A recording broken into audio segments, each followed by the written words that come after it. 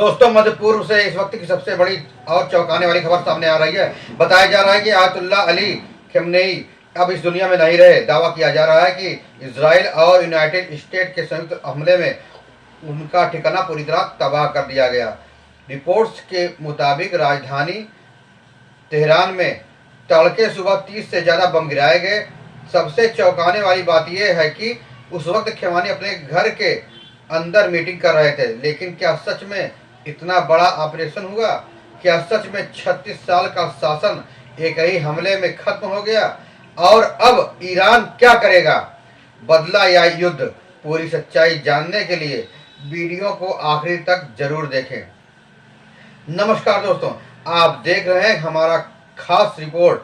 आज हम बात कर रहे हैं मध्य पूर्व से आई उस बड़ी खबर की जिसने पूरी दुनिया को हिला कर रख दिया। खबर यह है कि ईरान के सुप्रीम लीडर अयातुल्ला अली खamenei की मौत हो गई है। यह दावा अमेरिका और इजराइल के संयुक्त हमले के बाद सामने आया है। बताया जा रहा है कि यह हमला बेहद सटीक खुफिया जानकारी के आधार पर किया गया था। रिपोर्ट्स के अनुसार शनिवार सुबह ईरान की राजधानी तेहरान में जोरदार धमाके हुए। इन धमाकों की आवाज कई किलोमीटर दूर तक सुनी गई। प्रत्यक्षदर्शियों का कहना है कि अचानक आसमान में तेज धमाके हुए और फिर धुएं का बड़ा गुबार उठता दिखाई दिया।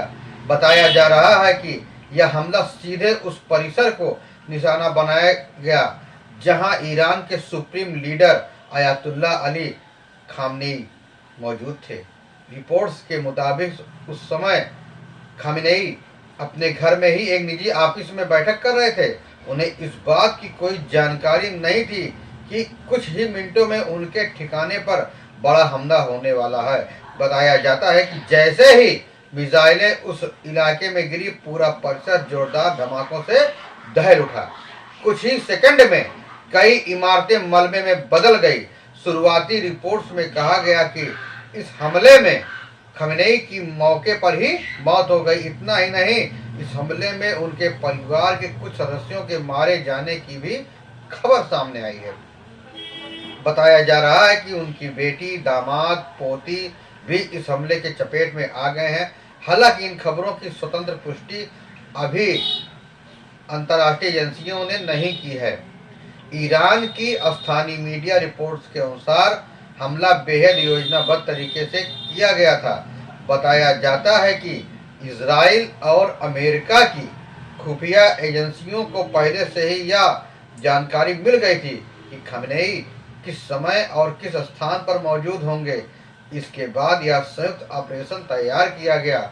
इस ऑपरेशन के तहत उस परिसर पर एक साथ कई शक्तिशाली बम गिराए गए। अमेरिकी और इजरायली मीडिया की कुछ रिपोर्ट्स में कहा गया कि करीब 30 बमों का इस्तेमाल किया गया। इन बमों का निशाना सीधे उस कंपाउंड को बनाया गया जहां खamenei मौजूद थे। सैटेलाइट तस्वीरों में यह भी दावा किया गया कि हमले से पहले पूरा परिसर बिल्कुल सुरक्षित दिखाई दे रहा था, लेकिन हमले के बाद वही परिसर पूरी तरह से मलबे में तब्दील हो गया। कई इमारतें पूरी तरह नष्ट हो गई। हमले के बाद राहत और बचाव दल तुरंत मौके पर पहुंचे।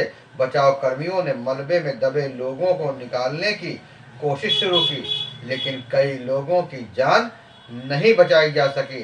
स्थानीय लोगों का कहना है कि घटना का दृश्य बेहद भयावह था।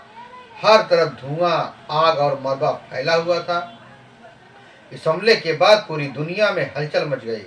इजराइल के प्रधानमंत्री बेंजामिन नेतान्याहू ने दावा किया कि ईरान के बड़े खतरे को खत्म कर दिया गया है। इसके बाद अमेरिका के राष्ट्रपति डोनाल्ड ट्रंप ने भी सोशल मीडिया पर एक पोस्ट लिखी। उस पोस्ट में उन्होंने संकेत दिया कि ईरान के सुप्रीम लीडर अब जिंदा नहीं है। ट्रंप की इस पोस्ट के बाद पूरी दुनिया में इस खबर की चर्चा शुरू हो गई। कई अंतर्राष्ट्रीय मीडिया चैनलों ने इसे ब्रेकिंग न्यूज के रूप में दिखाया। कुछ समय बाद ईरान की सरकारी मीडिया में भी यह खबर सामने आई कि खamenei की मौके पर मौत हो चुकी है।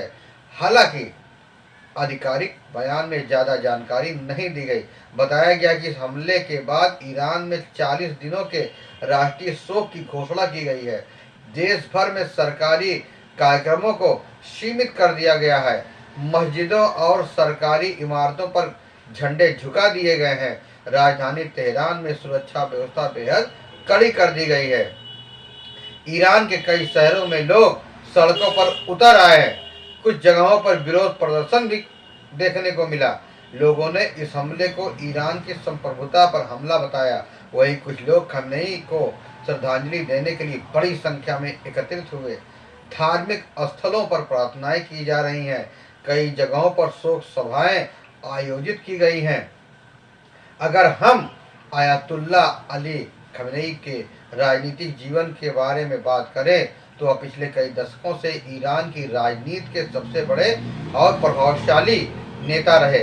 उन्होंने लगभग 36 साल तक ईरान के सुप्रीम लीडर के रूप में देश का नेतृत्व किया। उनके फैसलों का असर सिर्फ ईरान तक सीमित नहीं था बल्कि पूरे मध्य पूर्व की राजनीति पर पड़ता था।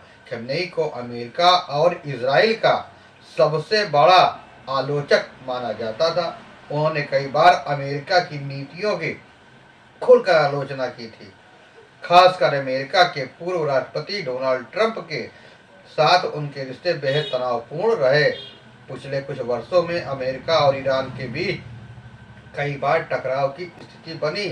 अमेरिका ने ईरान के परमाणु कार्यक्रमों को लेकर कई बार सख्त कार्रवाई की चेतावनी दी थी। ईरान ने भी कहा कि वह अपने परमाणु कार्यक्रम को जारी रखेगा। इस मुद्दे को लेकर दोनों देशों के बीच तनाव बढ़ता गया। इजराइल भी लंबे समय से ईरान के परमाणु कार्यक्रम को अपने लिए खतरा मानता रहा है।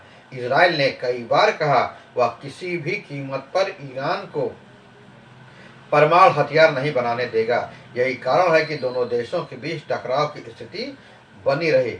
विशेषज्ञों का मानना है कि इसी तनाव की पृष्ठभूमि में यह हमला हुआ है। हमले के बाद अंतर्राष्ट्रीय स्तर पर भी प्रतिक्रियाएं सामने आने लगी हैं। कई देशों ने इस घटना पर चिंता जताई है। कुछ देशों ने दोनों पक्षों से संयम बरतने की अपील की है। संयुक्त राष्ट्र के अधिकारियों ने भी स्थिति पर नजर बनाए रखने की बात कही है। विशेषज्ञों का कहना है कि इस घटना के बाद मध्य पूर्व में तनाव और बढ़ सकता है। ये महायुद्ध हो सकता है। कुछ विशेषज्ञों का मानना है कि यह घटना ईरान की राजनीति में सबसे बड़ा बदलाव ला सकती है। अब सवाल उठ रहा है कि खमेनी के बाद ईरान का अगला सुप्रीम लीडर कौन होगा। ईरान की राजनीति व्यवस्था में सुप्रीम लीडर का पद सबसे शक्तिशाली माना जाता है। वही देश की सैन्य नीति, विदेश नीति, कई अहम फैसलों का अंतिम निर्णय लेते हैं। इस घटना के बाद पूरी दुनिया की नज़र अब ईरान पर टिकी हुई है। आने वाले दिनों में वहां की राजनीति किस दिशा में जाएगी, यह देखना बेहद महत्वपूर्ण होगा। क्या ईरान इस हमले का जवाब देगा?